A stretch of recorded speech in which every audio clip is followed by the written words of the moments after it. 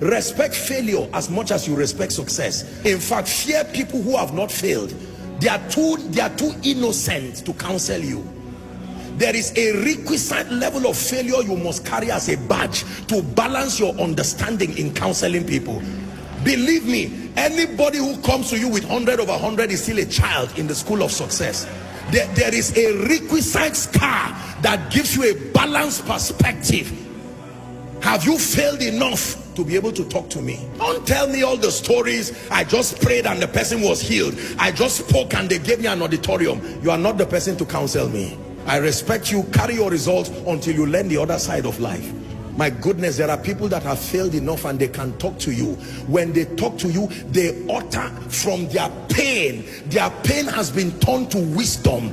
Every sentence is a life lesson. A woman who tells you, I have been barren for 10 years. Now God gave me 3 sets of twins. Forget the twins and learn wisdom. Don't just respect crowns, respect scars. The wise respect both scars and crowns. Can I encourage someone? Your failure is still an asset. Don't throw it, archive it. It will be one of the qualifiers for your speaking to people tomorrow. Apostle, I have cried. I have failed in life. I know what it means to be an irresponsible father. Don't throw that experience, archive it. One day you will use from that wisdom and mentor an arrogant young man who thinks life is so easy. Most times when we are starting out in life, because of the leverage of prayer, the prophetic, or generally life just playing games with you, you can believe life is so easy and you are wondering, so why are people crying like this? I just got married and 3 months it's been so rosy. In fact, my wife is the best thing that has happened to me. And you go online and embarrass yourself. And someone who has been married for 15 years, he said, may God help you. After 2 years, you just turn and start saying life is unpredictable. All these unwise things that people do. Do not just respect those who have succeeded alone. Respect those who have failed. Not everybody fails. Respect those who have failed. Failure is an asset when you can turn it to power.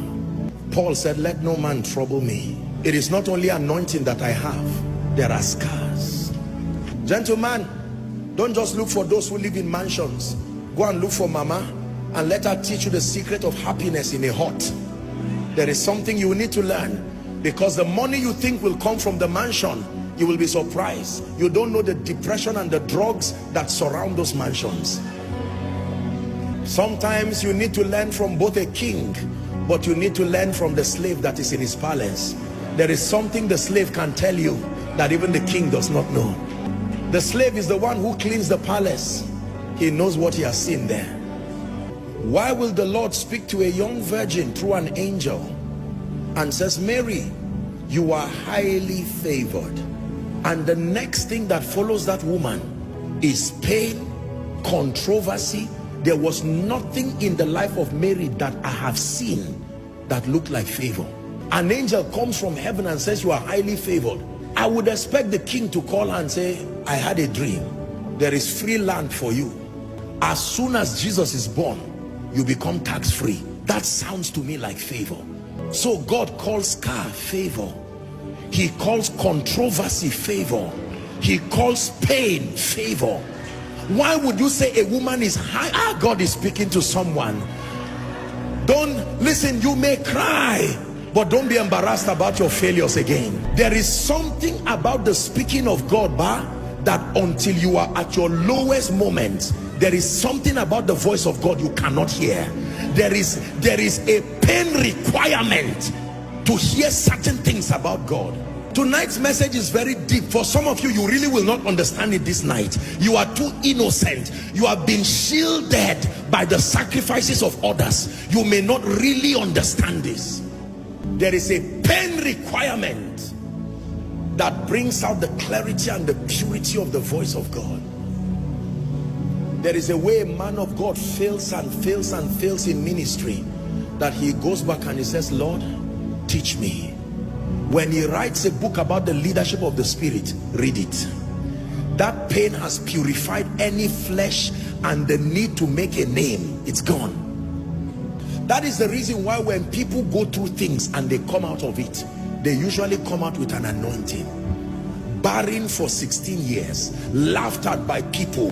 As she gets triplets, it's not only children she got. The day she speaks over you, she will terminate barrenness in a moment, because every time she sees you, like the high priest, she's touched with the feelings of your infirmity. Let me tell you the truth. You see, many of you see today that I pray for people and I'm just speaking and you see the power of God. It's not only prayer and anointing, no.